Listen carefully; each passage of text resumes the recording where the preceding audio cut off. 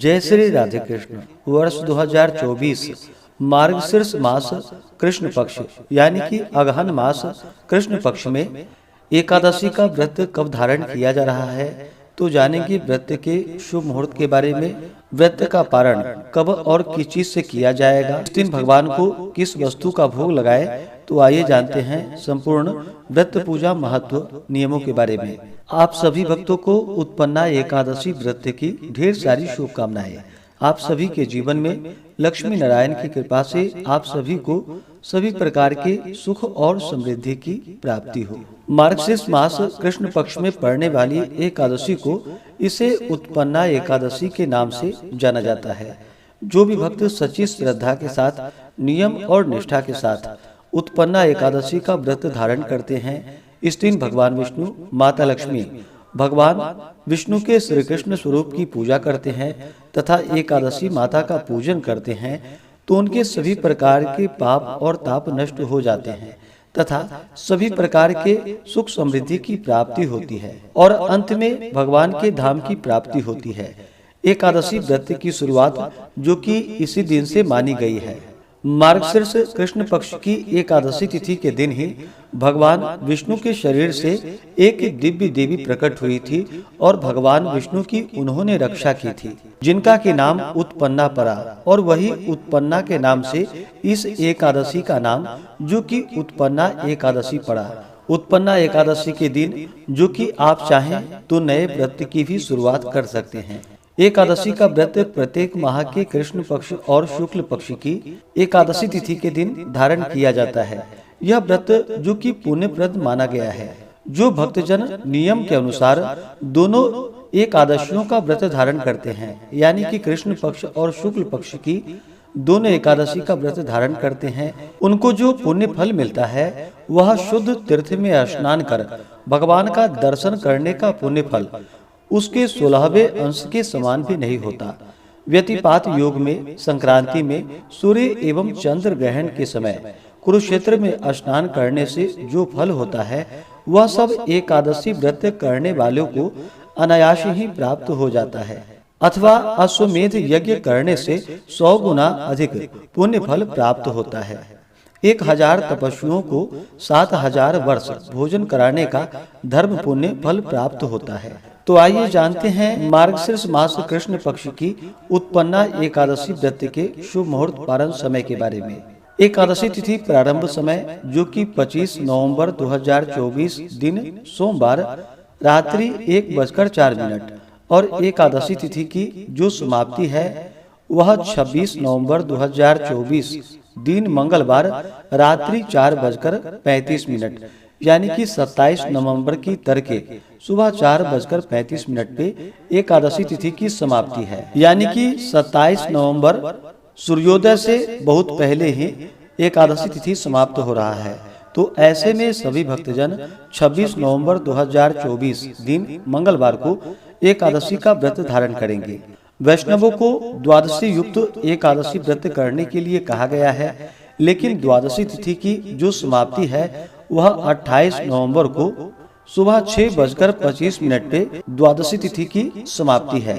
ऐसे में जो कि पारण के लिए पूर्ण रूप से समय प्राप्त नहीं हो पाएगा, तो ऐसे में 26 नवंबर को जो कि दिन और रात्रि एकादशी तिथि होगी, तो 26 नवंबर को ही सभी भक्तजन व्रत को धारण करें।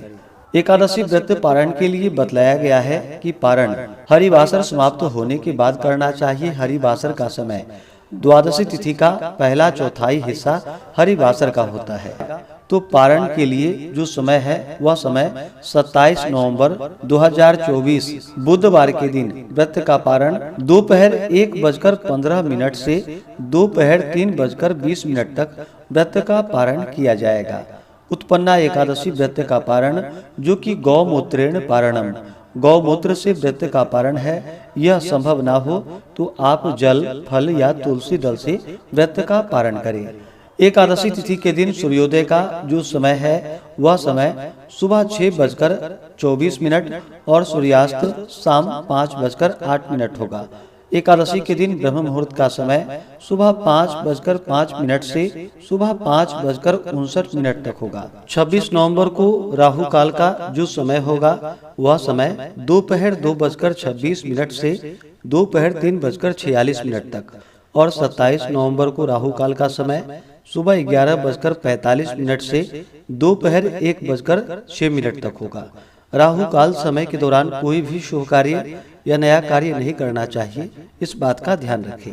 नक्षत्र जो कि हस्त नक्षत्र अगले दिन सुबह 4:35 तक होगा, उसके बाद चित्रा नक्षत्र होगा। योग जो कि प्रीति योग होगा 26 नवंबर को दोपहर 2:14 तक, उसके बाद आयुष्मान योग होगा। 26 नवंबर को जो कि द्विपुष्कर योग भी बन रहा है, जो सुबह 4:35 से शुरू होकर के अगले दिन सुबह 6:54 तक द्विपुष्कर योग होगा, जो कि इस बार बड़ा ही अच्छा सहयोग बन रहा है। जो भी उत्पन्ना एकादशी का व्रत धारण करने वाले हैं, उन्हें चाहिए कि दशमी तिथि के दिन सूर्यास्त होने से पहले ही शुद्ध और सात्विक आहार ग्रहण करें। दशमी तिथि के दिन और एकादशी तिथि के दिन चावल ग्रहण नहीं करनी चाहिए। दशमी तिथि के दिन जो कि शुद्ध और सात्विक आहार सूर्यास्त होने से पहले ही ग्रहण कर लेनी चाहिए। रात्रि में एकादशी व्रत का स्मरण करते हुए, भगवान नाम का स्मरण करते हुए, ब्रह्मचर्य का पालन करते हुए सोना चाहिए।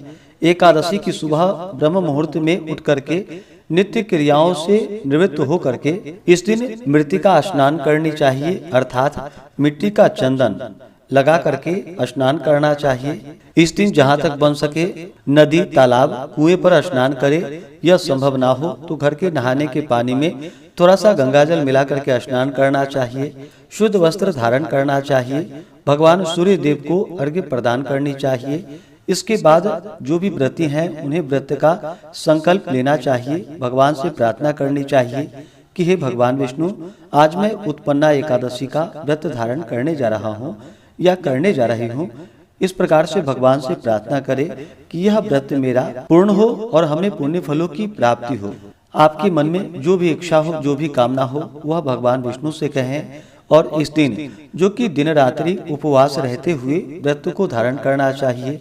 जो उपवास नहीं रह पाते हैं, जिनका स्वास्थ्य सही ना हो, तो आप एक समय फलाहार ग्रहण करके व्रत को धारण करें।